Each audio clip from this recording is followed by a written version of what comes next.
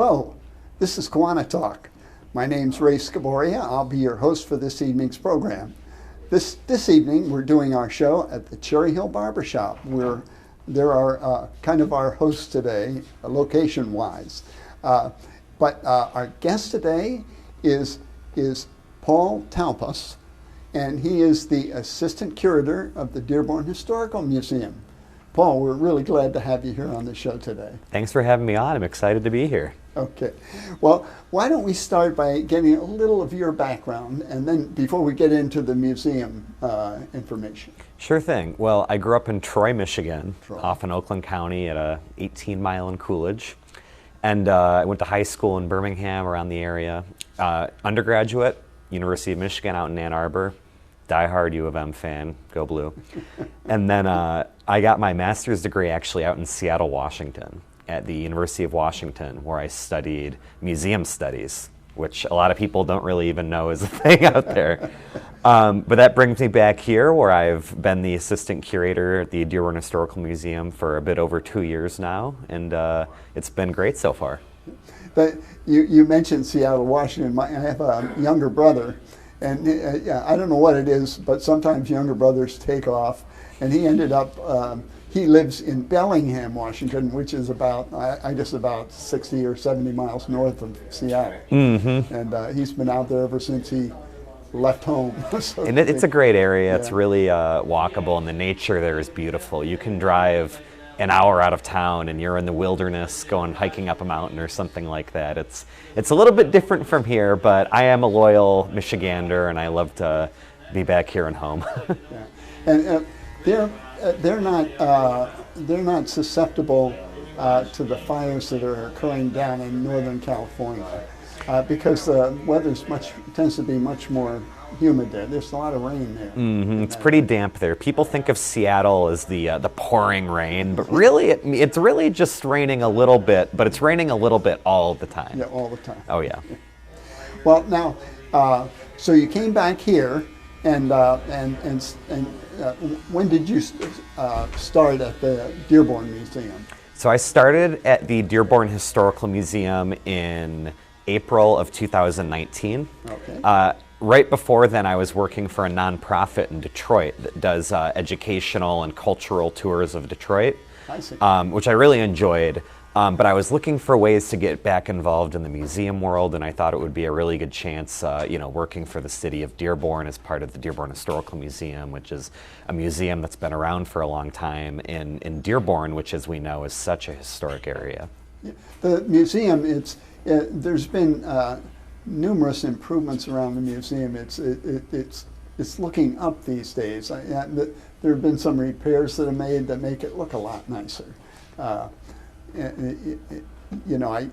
can't help, my wife works there as a volunteer half a day. In fact, it's Thursday. She was there this morning.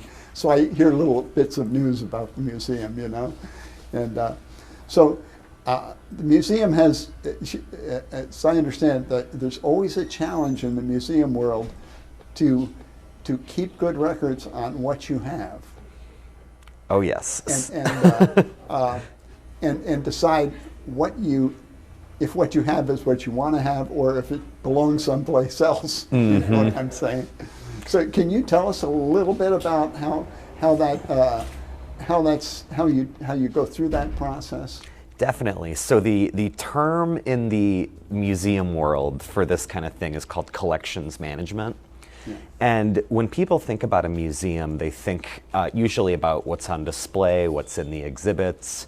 But really, usually what's in the exhibits is maybe 1% of everything. So we have rooms and rooms full of storage and just all sorts of interesting old artifacts and records and things like that. And we're actually a very old museum. We just celebrated our 70th birthday, so we have lots and lots of things that have, kind of appeared over the years, and you can go into storage, and I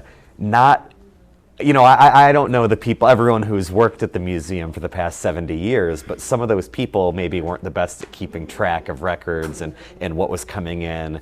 So some of these things, we'll call them found in collections. We don't know what they are. And for the most part, anything that's come in the past 10 years, even a little bit longer than that, we have very good records. But I'm talking about maybe the things that were coming in the 50s and the 60s. Yeah. So we have to look at this stuff and do the best that we can to identify it, maybe if we can figure out who donated it or what its story is, and then decide whether we want to include it. Yeah. Because we have limited space at the museum.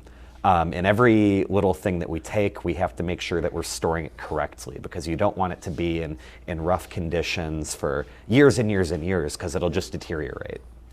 And as a result, some of the things that we look at, maybe if they were brought into the museum 30 years ago, and it's something that has nothing to do with Dearborn.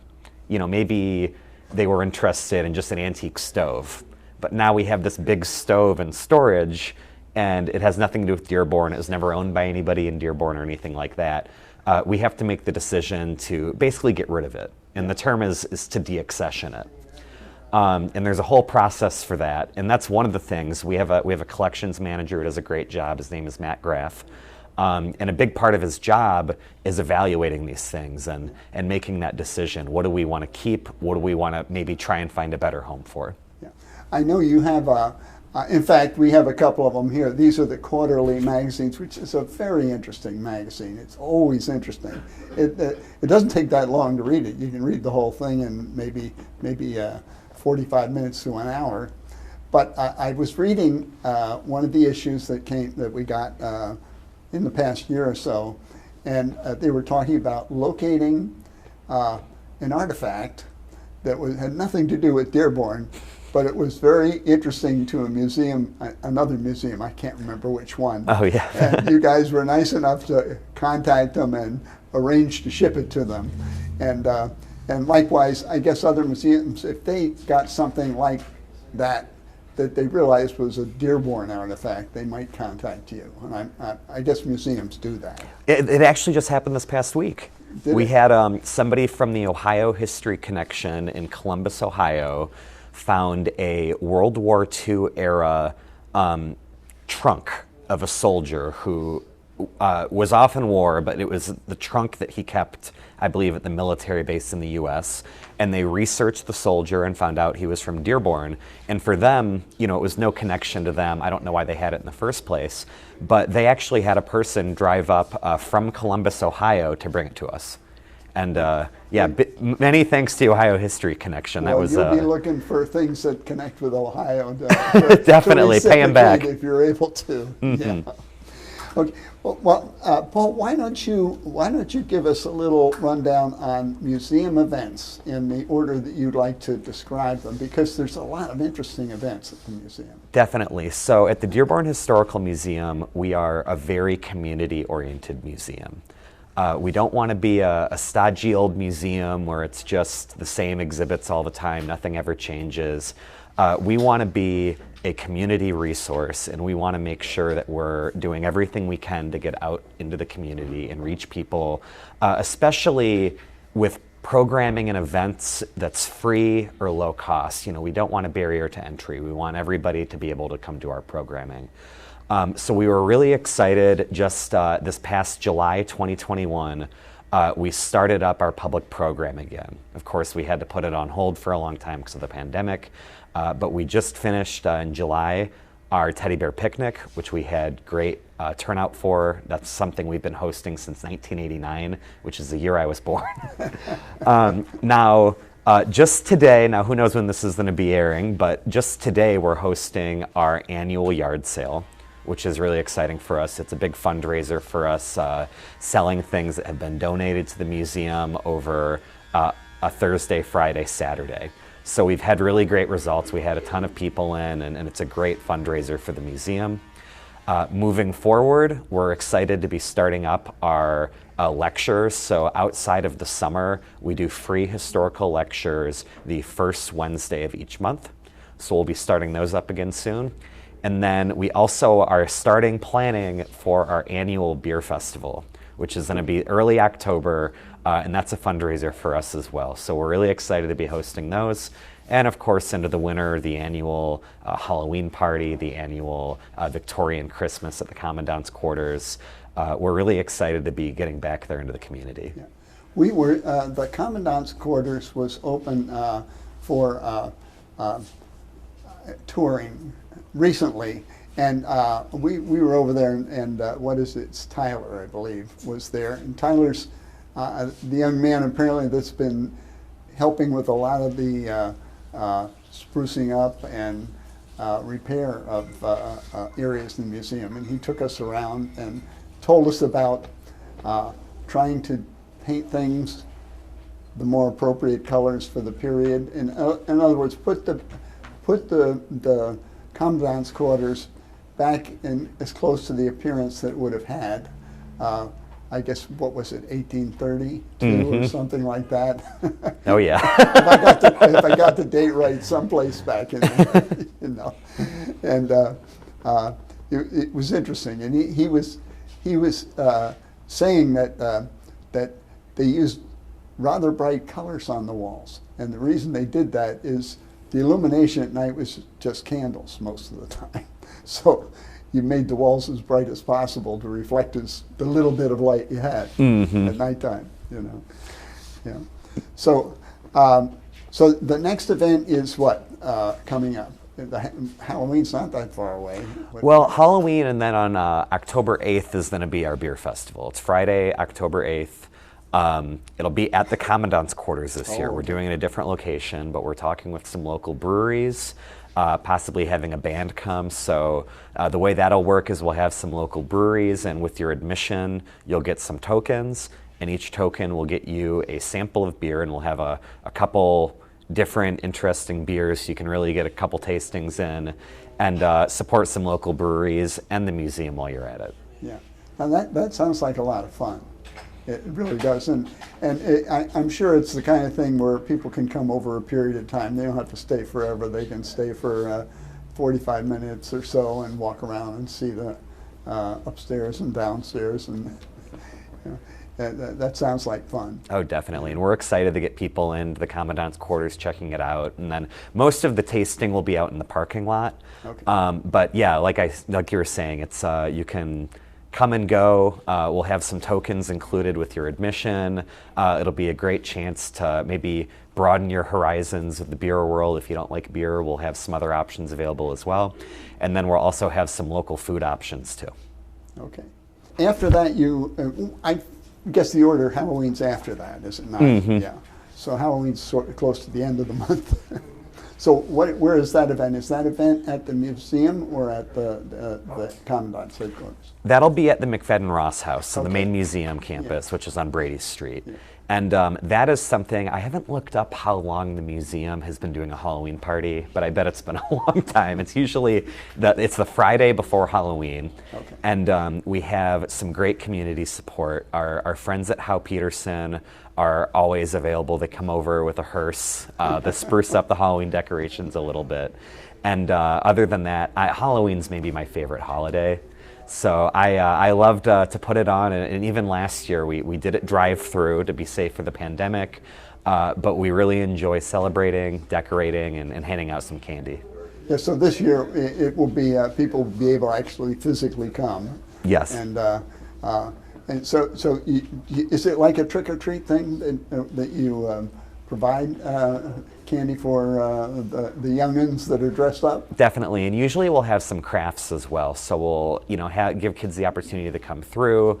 There'll be a couple of activity stations and things like that, so they can come after school, or maybe if they run home after school, and be in and out, and maybe an hour, maybe less. But I wish I had that kind of opportunity when I was little to grab some candy and do some spooky activities. Well, Paul, we're going to take a short break now for a little Kiwanis commercial, KiwaniTalk commercial, and we'll be back after that to talk to Paul Talpos, the Assistant Curator of the Dearborn Historical Museum. Join us then.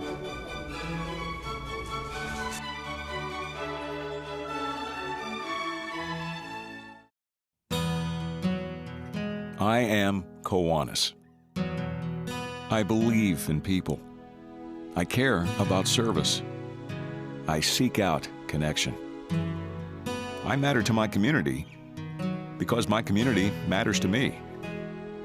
I reach out to others.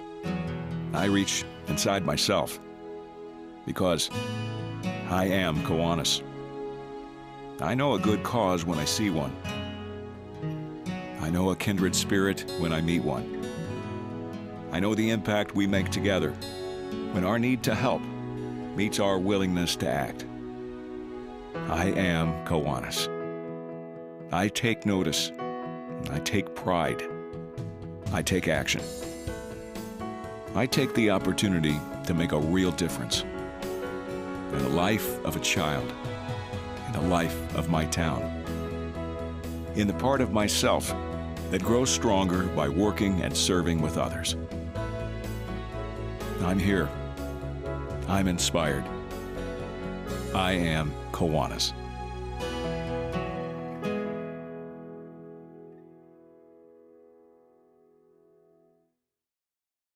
Hello, we're back here with Paul Talpos, the Assistant Curator of the Dearborn Historical Museum, and we are taping the show today at the Cherry Hill Barbershop. We thank them for allowing us to use this location today. Because of the pandemic, we have to look for where we're going to do our shows right now. But Paul, it's nice to have you back. And we were talking at the break a little bit about the McFadden Ross House, and we mentioned, you mentioned to me that a number of groups have meetings there on a regular basis. Can you mention a couple of them? Definitely. So there's an organization called the Museum Guild of Dearborn, Okay. which supports the Dearborn Historical Museum and fundraising and things like that. And the Museum Guild has a bunch of member groups in all sorts of hobbies and historical interests, the Garden Club, the Sons of Union Veterans, Daughters of the American Revolution. We have Questers groups, which I believe is like antiquing. We have doll crafters. I could go on and on and on, but there's tons of different groups. So they use the museum as a meeting place, and a lot of them provide volunteers to the museum, and we're really happy to have them around. Sure, I can understand that. And I imagine most of the meetings are in that main room there as you go in the McFadden Ross House on the right, and down the hall. That's a good-sized room. That's probably the standard meeting room. Is that be right? That's right. Yeah, Yep. that makes sense. A couple of years ago, my wife and I were helping as during what you're going through now, the garage sale. We were helping as cashiers, I guess. And we met in that. We were working in that room, and that's the room where they were selling clothing, mostly women's clothing. And so that was an interesting experience. Yeah, every time we have an event, we really rely on volunteers for not just events, but for everything we do. So we're so appreciative of our volunteers. But anytime there's an event, man, we really lean on people to help make them happen. And we have a small staff at the museum. You know, there's just 7 of us, and I'm actually the only full-time person. So it's really important for us to have volunteers, and we're so thankful for the ones that we do have. I know my wife and I were able to help at the what was it, the teddy bear picnic? I guess that is a half-day event, basically. Oh yeah. Yeah. So I got the job of the beanbag toss, you know. And kids enjoy that kind of stuff. Oh yeah. It doesn't really matter if they get in the target or not, you know. They just like throwing that thing. Mm-hmm. And we like the teddy bear picnic and things like that because now there's even parents bringing their kids where the parents went when they were kids. Yeah. So it's really becoming a Dearborn tradition and sort of becoming part of the fabric of Dearborn. And we're so happy to have that and to provide that kind of experience and opportunity for everyone in Dearborn. Now, I haven't seen it, but I understand that there have been improvements made to I guess you call it the basement, to make that a sort of maybe a better play area for children. Is that right? Yep. And now, what kind of are there any activities scheduled for that?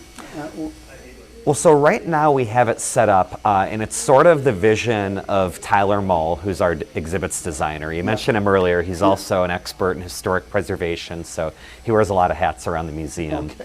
But he wanted to start transforming the basement of the McFadden Ross house into sort of a children-oriented part of the museum.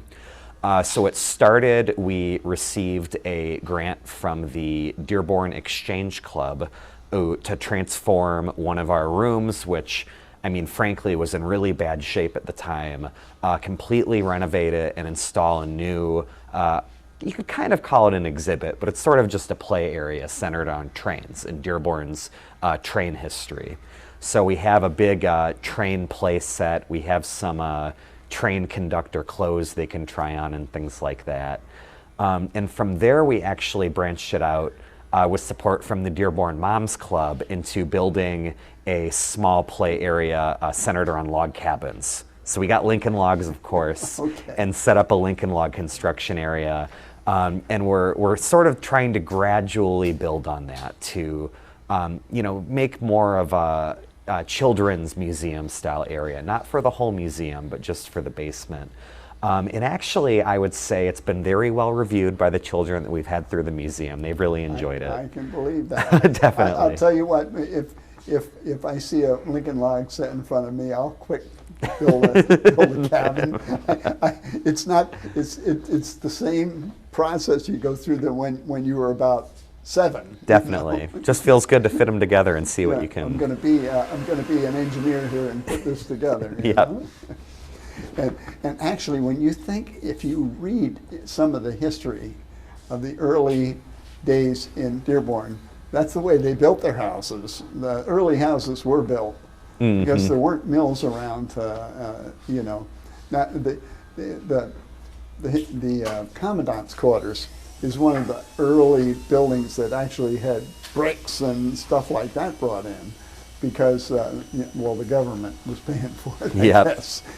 But the local people, they were pretty much carving their homes out of the local, you have that one book. What's the book? The Bark Covered House? Yes, I read Classic. that book. And it talks about that family where they started their house. It was south of Dearborn a little bit, and it was nothing but woods, and they had to make fields out of it. And so they talked about they got oxen first, because they had to get all those stumps out of there. And that didn't just happen in a year or two. That took like 10 years, And then finally, when all the stumps were gone, then they could switch to horses. That's what it said in the book. Oh yeah. It's hard to believe it now, but I mean, you're exactly right that Dearborn, as late as the 1830s, 1840s, was very much a frontier area. Detroit, of course, was growing up pretty fast around then, but out here it was pretty rural, pretty frontier, people building log cabins and things like that. And of course, that started to change when the government built the arsenal, and then you started having more businesses come in to support the arsenal, and things gradually grew up around there, and that's kind of how we got to the Dearborn of today. But for a long time, back when the city originally was dubbed Dearbornville, it was very, very sparsely populated, really just agriculture and wilderness. Yeah, and the rule back then was when you got a rainy period like we had earlier this summer, you didn't do a lot of traveling. Oh, definitely not, especially with everybody being around the Rouge River. Stuck in the road. Mm-hmm. They used to build, what was it? In fact, there's traces of it left. There was a corduroy road that was built up from Toledo, and they found some traces of it not too long ago, I believe. And can you imagine on a wagon going over a road made of logs? Oh yeah. Okay. Doesn't sound nice.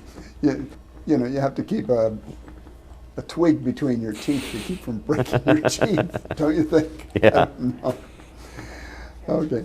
Well, now tell me what are there any plans down the road for the museum now that we haven't mentioned? Definitely. There's some things we're really excited about.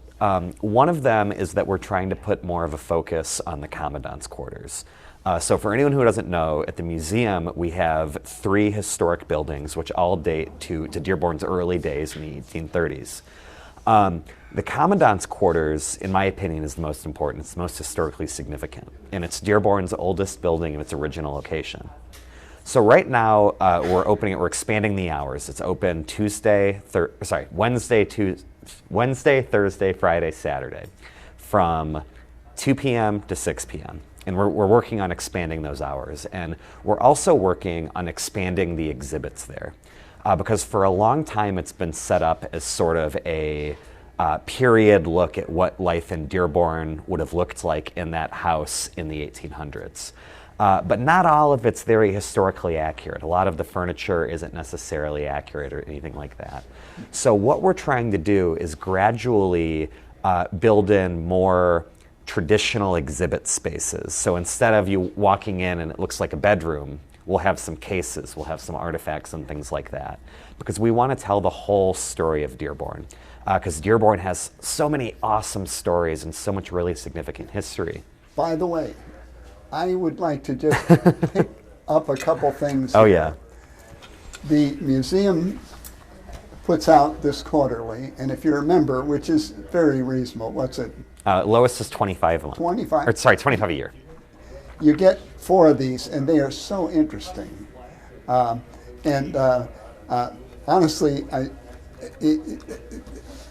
just stories that are really, I don't know who writes it, but more than one person writes it, but the thing is, it's fascinating. And the other thing that fascinates me is this little project you got into with the 3D printing. Several of the historic buildings in Dearborn are available in that form in the store at the McFadden Ross House. Well, we're just about at the end of our time frame here. Give the basic contact information. I guess you have the website. Can you just we'll put it on the screen. But, Definitely. But just read out the website for a moment. Yeah. Our website is www.thedhm.com. Okay. So it's the Dearborn Historical Museum. And it's all right to call the museum? Yes, we can be reached at 313-565-3000. Okay. And honestly, it's such a reasonable and entertaining place to go, with a number of very interesting events. Definitely. We love to have visitors, admissions free, although we're happy to take donations. Well, Paul, we're so happy to have you on KiwaniTalk. Paul Talpos, Assistant Curator of the Dearborn Historical Museum, thank you for joining us. Consider stopping in at the museum soon. We'll see you on KiwaniTalk again soon.